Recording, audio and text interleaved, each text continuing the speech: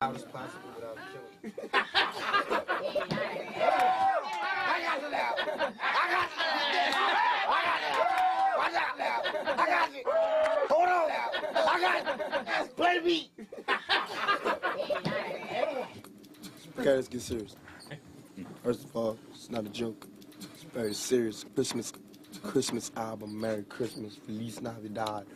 We just want to send this out to my man right now. Tell me, how do you pronounce your name? Tupac. Tupac. Remember, like two, and Pac like pocket. You won't go wrong. Just Tupac.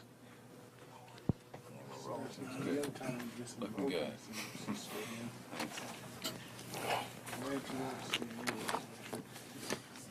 What's your best Christmas memory? Let me see.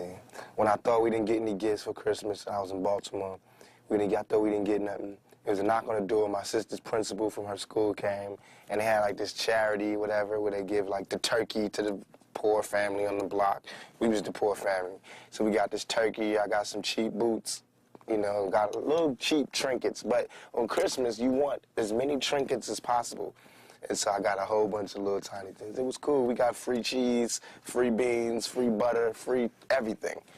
All that little government surplus stuff. But on Christmas, you need it. I mean, as opposed to us having an empty refrigerator, empty nothing. So I just remember when it first came, you know, and it's always like a Christmas carol playing around Christmas time on somebody's TV. And I just remember that first feeling, like really feeling like, you know, dang, this is Christmas. You know, this is like the give thing. The give thing. That's when I used to feel the sorriest for my mother. It's because there was no man there, you know, and this is a woman, my mother. She had to tell us, you know, she had to make it like Mary, and there was nothing there. There wasn't even regular dinner, let alone Christmas dinner, you know, and she had to, like, explain to us how, like, I mean, it's so hard to sell that all we need is each other's speech, especially when your stomach hurts, you know, and she's telling us that as our stomachs go, she's like, all we need is each other and some meat.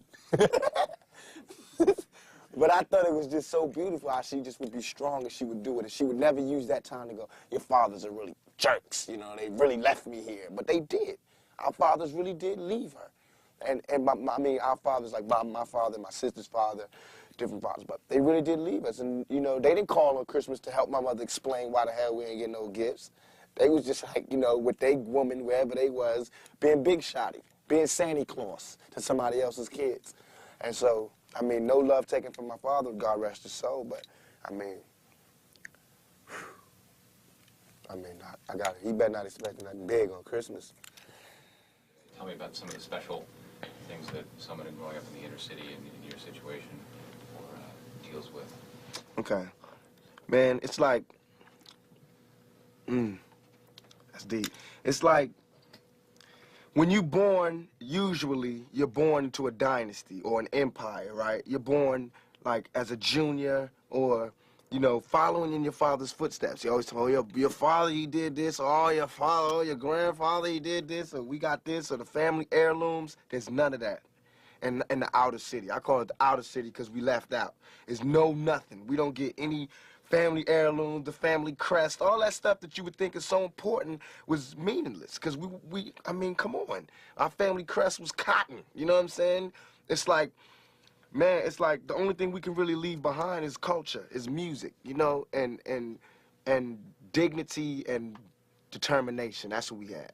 So it's like, I feel as though I'm cheated because instead of me fulfilling my prophecy, I have to start one. Instead of me, you know, doing a good job and carrying on the empire, I have to build one. And that's a hell of a job for a 21-year-old. You know what I'm saying? That's a hell of a job for any youngster, male or female, to have to build an empire for your family. You know what I'm saying? And it's like, especially when the odds is that, you know that somebody else who lives in the inner city, the real inner city, suburbia, who, when he's born, I mean, 16, he gets a car, automatic. You know, there's money in the bank for college. You know, it's Christmas, go to vacation somewhere. Our vacations was down the street, cross town, grandma house. You know what I'm saying? That was the vacation. Or, you know, or jail.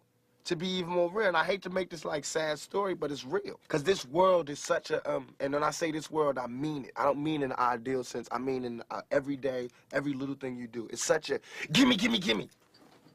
Everybody back off. You know, everybody's like, you taught that from school, everywhere. Big business, you want to be successful, you want to be like Trump, gimme, gimme, gimme, push, push, push, push, step, step, step, crush, crush, crush.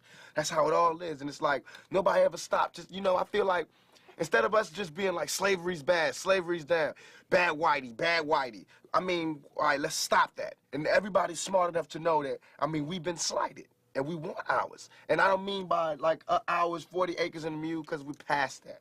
But we need help. I mean, for us to be on our own 2 feet, us meaning youth or us meaning black people, whatever you want to take it for us to be on our own 2 feet, we do need help. Because we have been here, we have been a good friend. If you want to make it a relationship type thing, we have been there, and now we deserve our payback. It's like you got a friend that you don't never look out for. You know, you dressed up in jewels. Now America's got jewels, and they paid and everything, and they lending money to everybody except us. And it's like, you know, everybody need a little help on their way to being, you know, self-reliant. I mean, if this is truly a melting pot in the country where we care about it, and Lady Liberty got a hand like this, she really loves us, then we really need to be like that. And it needs to be the black kids. And if there's a white person who got money, then he need to help them. He need to help black kids, Mexican kids, Korean kids, whatever. But it need to be real. And it need to be before we all die, and then you say, oh, I made a mistake. We should have gave them some money. We really should have helped these folks. It's going to be too late. You know what I'm saying? And then that's when you got to pay your own karma. And that's when God make you punish, when God punishes you. Because I feel like, you know, it's too much money here. I mean, nobody should be hitting lotto for $36 million and we got people starving in the streets. That is not idealistic. That's just real. That is just stupid. There's no way Michael Jackson should have, or whoever Jackson, should have $1 million, quadruple billion dollars, and then there's people starving. There's no way. There's no way that these people should own planes and their people don't have houses, apartments, shacks, drawers, pants. I know you're rich. I know you got $40 billion, but can you just keep it to one house? You only need one house. And if you only got 2 kids, can you just keep it to 2 rooms? I mean, why have 52 rooms and you know there's somebody with no room? It just don't make sense to me. It don't. And then these people celebrate Christmas. They got big trees, huge trees, all the little trimmings. Everybody got gifts, and then somebody's starving. And they're having a white Christmas. They're having a great Christmas, eggnog and the whole 9. That's not fair to me. I think that when there's hopelessness, people revolt. Because it's like there's nothing that's like, you know, it's like we're going, is America going to help us ever?